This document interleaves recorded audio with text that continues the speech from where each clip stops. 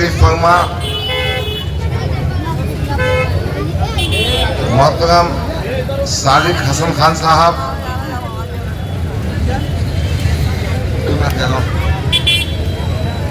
हमारे तहरीक के नौजवान साथी हारिस अजीम साहब, मुस्तफ़ा खान साहब, हमारे मुन्ना भाई फैदर खान साहब, अकरम शेख साहब, पप्पू भाई, पीछे बैठे भी हैं हमारे नौजवान साथी, बुजुर्गों, नौजवानों,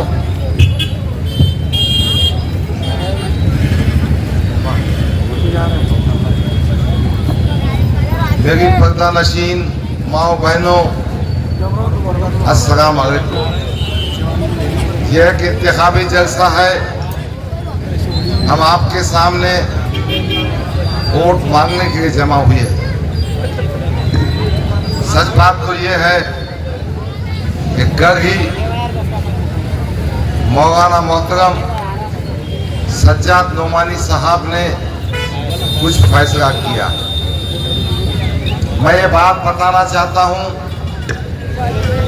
मौलाना मोहतरम सज्जाद नोमानी साहब एक बैनुल-अक़वामी आलम दीन और बैनुल-अक़वामी शख्सियत है। एक बात मैंने वीडियो में देखा था, हमास के जो नेता थे, हमास के जो कायद थे, जिनको हाल ही में शहीद किया गया, इस्माइल हानिया,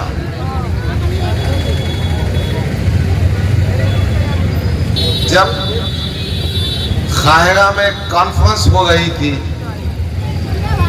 इस्माइल हानिया उस स्टेज पे बैठे थे और सामईन में मौलाना मोहतरम सज्जाद नोमानी साहब मौजूद थे।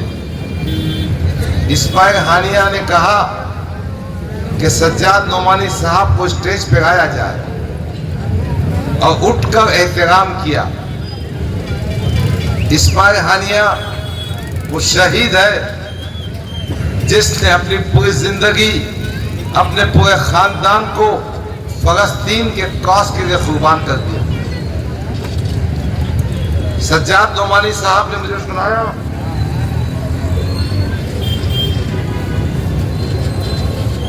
जब इस्माइल हानिया शहीद हुए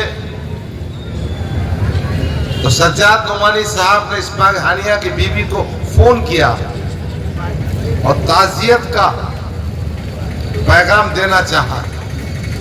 इस्माइल हानिया की बीवी ने कहा, आप हमें ताज़ियत का पैगाम मत दीजिए, हमें मुबारकबाद का पैगाम दीजिए कि मेरा शौहर शहीद हो गया। वो सज्जाद नोमानी साहब, जिनकी कद्र व कीमत आलम इस्लाम में अजीज़ान किरामी उलमाए किराम बहुत ज्यादा है, काबिल एहतराम है, नबी के वारिस हैं और उनकी इज्जत और एहतराम करना हमारे अकीदे का जुज़ है, मेरे आका का हुक्म है। मगर मौलाना मोहतरम सज्जाद नोमानी साहब वो अजीम शख्सियत है जिन्होंने हिंदुस्तान की सियासत में करवट पैदा की। 2024 के पार्लियामेंट्री इंतखाबात में जब मंजूर सज्जाद नोमानी साहब, ये मंजूर नोमानी के फर्जंद है, लखनऊ के रहने वाले हैं, इनके वालिद भी बहुत जय्यद आलिम हुआ करते थे, एक मैगजीन निकालते थे अल फुरकान। तो सज्जाद नोमानी साहब ने महसूस किया कि 2014 में 2019 में कहीं ना कहीं ये बात हो रही है कि नरेंद्र मोदी ताकत पर आ रहा है, बहुत ज्यादा ताकत से आ रहा है, शरीयत में मदाखलत कर रहा है, हिंदुस्तान के दस्तूर में तब्दीली चाहता है, मुसलमानों के वजूद शनाख्त उनकी शरीयत को खतरा है। तो सज्जाद नोमानी साहब ने India, Indian national democratic alliance को बनाया। ये जो इंडिया है ना, जिसमें कांग्रेस पार्टी भी है, समाजवादी पार्टी भी है, आम आदमी पार्टी भी है, उद्धव ठाकरे भी है, शरद पवार भी है, इनको एक जगह लाने वाली शख्सियत का नाम है मौलाना मोहतरम सज्जाद नोमानी साहब। और ये सज्जाद नोमानी साहब की कोशिशें थी कि जो भारतीय जनता पार्टी 400 पार की बात कर रही थी, वो समेट कर 240 पर आ गई। वो अपनी ताकत पर दिल्ली में हुकूमत नहीं बना सके, उनको जेडीयू, जनता दल यूनाइटेड, नीतीश कुमार की जरूरत पड़ी, उनको तेलुगु देशम चंद्रबाबू नायडू की जरूरत पड़ी। तो ये अजीम शख्सियत है और इनका नेटवर्क इस कोशिश में लगा हुआ है कि फिस्ताई ताकतें, फिरका परस्त ताकतें, वो ताकतें जो अक़लियतों की, मुसलमानों की दुश्मन है, वो ताकतें जो दस्तूर को बदलना चाहती है, वो ताकतें जो औकाफी जायदाद पर कब्जा करना चाहती है, उनको खत्म करना है।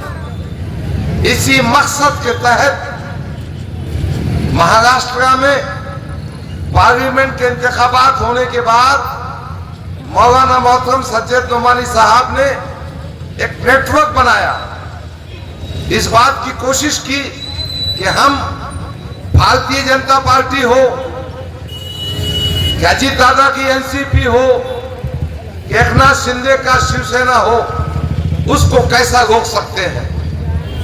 महाविकास आघाड़ी में भी मौलाना मोहतरम ने इस बात की कोशिश की कि फिरका परस्त ताकतें सत्ता में ना आए। अब फिर एक कोशिश जगंगे पाटिल साहब के पास भी जाकर की, इत्तेफाक से वो कोशिश ज्यादा कामयाब न हो पाई।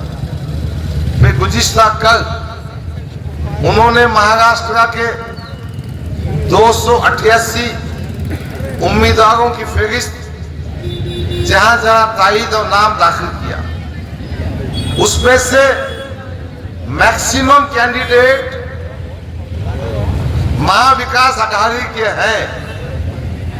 17 मुकामात ऐसे हैं जब महाविकास आघाड़ी का उम्मीदवार नहीं है, उसमें से औरंगाबाद ईस्ट भी है।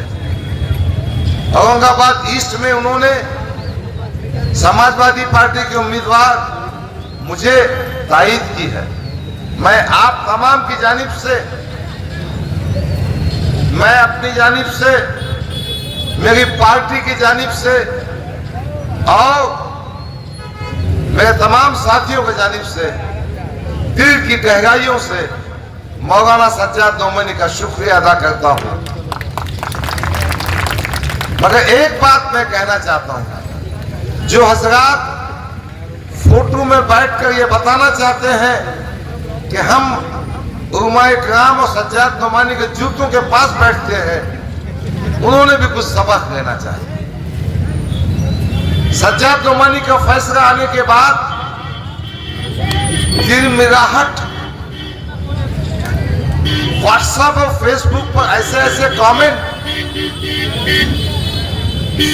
भाई पार्लियामेंट के इंतखाबात में जब सज्जाद नोमानी ने कहा आप उनको वोट दे सकते हैं, तो जब सज्जाद नोमानी बड़े आदमी थे और जब सर्वे की बुनियाद पर, मशवरे की बुनियाद पर, साथियों के मशवरे पर फैसला किया, चूंकि फैसला आपके खिलाफ गया है, आपको पसंद नहीं आया, मैं इस मंच से कहना चाहता हूं आप इख्तिलाफ कर सकते हैं, मगर न मैं न आप या मिल्लत के गयूर नौजवान उनको माफ करेंगे जो हमारे उलमा की बेइज्जती करें। इख्तिलाफ हो भी सकता है, आप दूसरा फैसला ले भी सकते हैं, मगर उलमाए किराम की एहतराम और शान में हम गुस्ताखी बर्दाश्त नहीं करेंगे और हमारे खिलाफ जो प्रोपेगेंडा करने वाले हैं वो उलमाए किराम की शान में गुस्ताखी कर रहे हैं।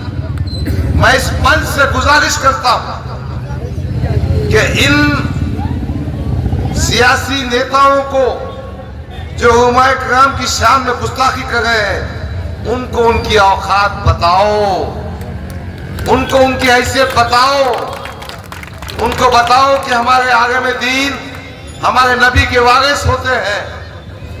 उनकी राय से इख्तिलाफ हो सकता है मगर उनकी बेइज्जती करना, उन पे झूठे इल्जाम लगाना, उनकी तौहीन करना, व्हाट्सएप पे गंदी गंदी बातें करना, कोई गैरतमंद मुसलमान, वो मुसलमान जो आकाए नामदार हजरत मोहम्मद मुस्तफा सल्लल्लाहु अलैहि वसल्लम सर्वर कौनैन को मानता है उनको बर्दाश्त नहीं करेगा। और सियासत में रास्ता ये होता है कि उनकी धूल चटाओ और जमानत जब्त करा दो। अजीजान किरामी, आज मैं मशरक़ी हल्के में घूम रहा हूं, लोगों से मुलाकातें कर रहा हूं। इंशाअल्लाह हम भारी अक्सरियत से कामयाब होंगे। आज मराठा समाज चिंतन कर रहा है और उनका रुझान हमारी जानिब है, समाजवादी पार्टी की जानिब है। तो इंशाअल्लाह ताला हम मराठों के वोट ले लेंगे। दलित समाज से हमारा संबंध है, वो हमारे साथ में आएंगे, यकीनन उनके भी वोट मिलेंगे। और एक बात मैं वादा करने आपके सामने आया हूं कि मैं आपके बीच में 10 साल से था, है और रहूंगा। मैं आपके सुख दुख में, आपकी परेशानियों में हमेशा आपके साथ रहूंगा। और ये कहने आया हूं कि जहां जरूरत पड़ेगी मैं पुलिस स्टेशन आपके वास्ते आऊंगा, आपकी नुमाइंदगी करूंगा। मेरा भाई सारिक हसन खान कह रहा था कि गफ्फार कादरी ने महाराष्ट्र में मुख्तलिफ मुकामात पर नुमाइंदगी की। ये हकीकत है, ये सच्चाई है। जहां जहां मॉब लिंचिंग हुई मैं वहां पहुंचा।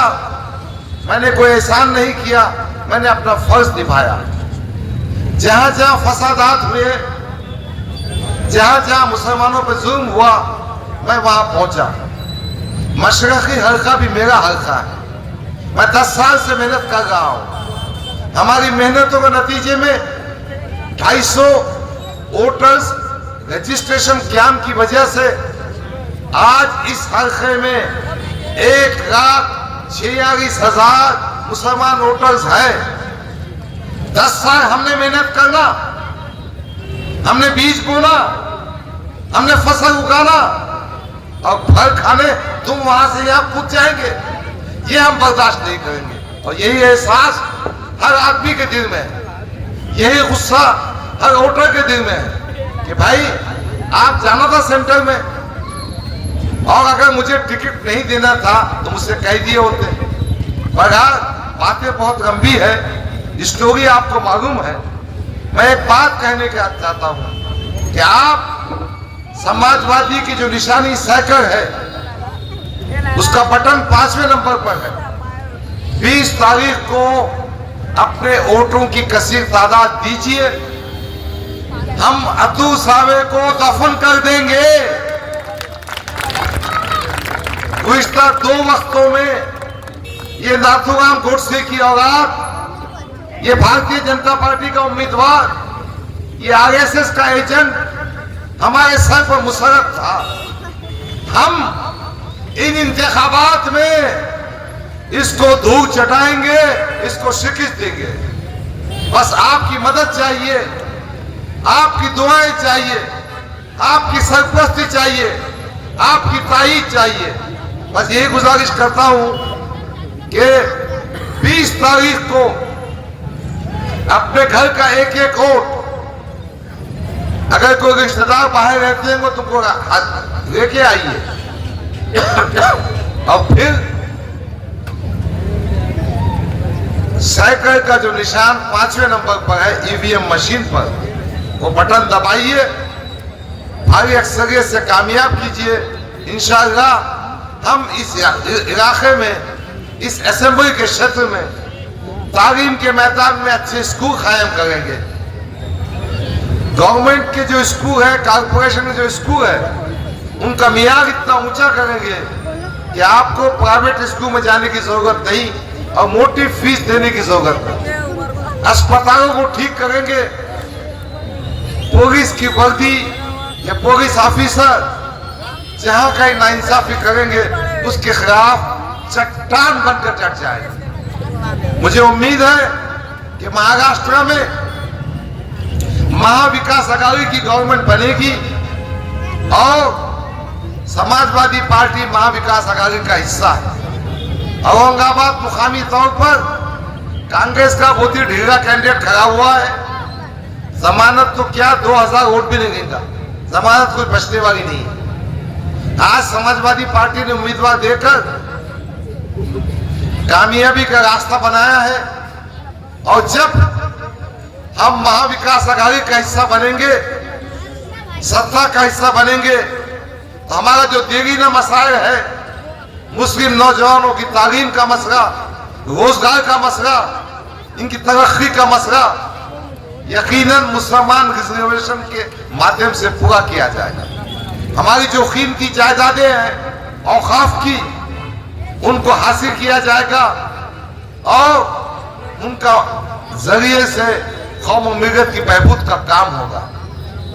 मैं जानता हूं वक्त कम है, हमारे बीच दूसरे मुखर्रिर भी है। बस आखिर में गुजारिश करता हूं कि 20 तारीख का दिन बहुत अहमियत का दिन है। वोट एक अमानत है, एक शहादत है, एक गवाही है। आप अपने घर से उठिए, शहादत दीजिए कि आप गैरतमंद मुसलमान हैं। आप शहादत दीजिए कि आप उलमा इकराम को मानते हैं। आप शहादत दीजिए कि आप चाहते हैं कि महाराष्ट्र में इस हल्के असेंबली में तरक्की का मामला हो।